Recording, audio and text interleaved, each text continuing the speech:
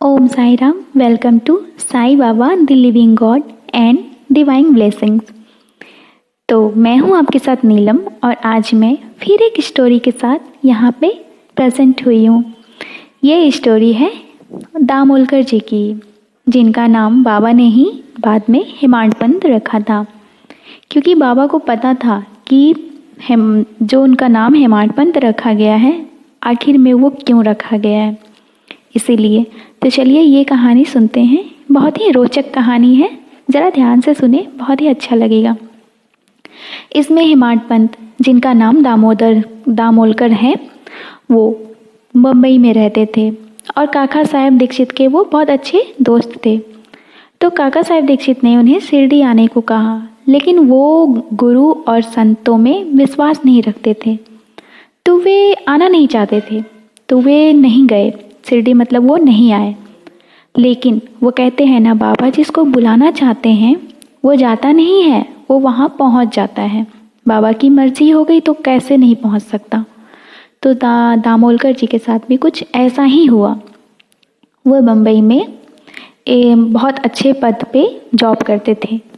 तो क्या हुआ कि उन्हें काम ही कुछ ऐसा आ गया कि उन्हें शिरडी आना ही पड़ा, जबकि वो आना नहीं चाहते थे, पर फिर भी उन्हें शिरडी आना पड़ा।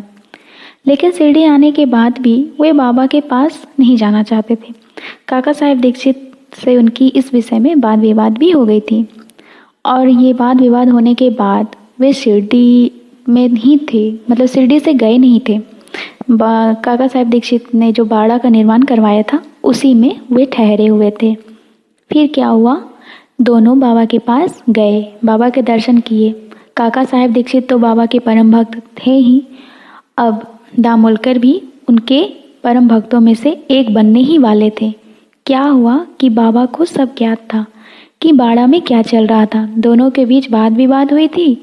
तो बाबा ने कहा कि बाड़े में क्या वाद विवाद हो रही थी, तुम लोग क्या बातें कर रहे थे।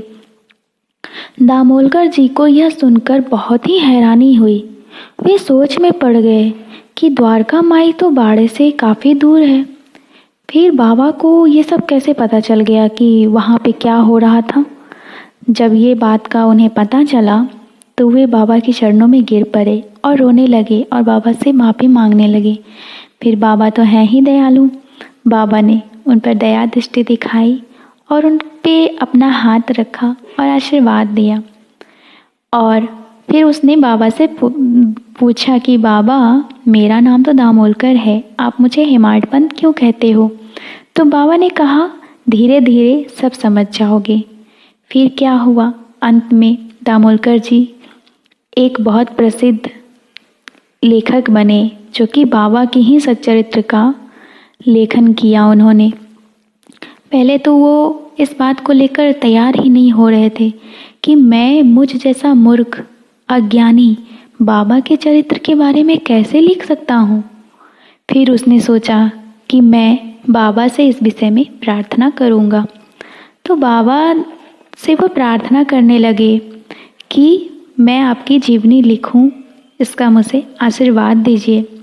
फिर बाबा ने उन्हें आश्वासन देकर और अपना वरद हस्त सर पर रखकर कहा कि जीवनी की और दृष्टांत को एकत्रित कर लिपिबद्ध करने में मैं तुम्हारी सहायता करूँगा और मैं स्वयं ही अपनी जीवनी लिखूँगा और भक्तों की इच्छा पूर्ण करूँगा।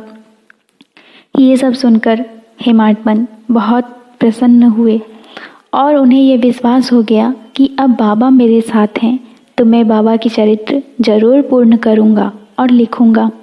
तो ऐसे करके वे बाबा के परम भक्तों में से एक बन गए और बाबा भी उन्हें बहुत प्रेम करते थे। और धीरे धीरे करके वे बाबा की जीवनी लिखना स्टार्ट कर दिए और वे अंततः बाबा की संपूर्ण सच्चरित्र का लेखन समाप्त कर दिया। तो बाबा की ये स्टोरी छोटी सी है, पर आज की स्टोरी में हेमाडपंत जी की चर्चा थी। तो कैसी लगी आप लोग ज़रूर बताइएगा। इसके साथ ही कहिए मेरे साथ, ओम साई राम, जय साई राम।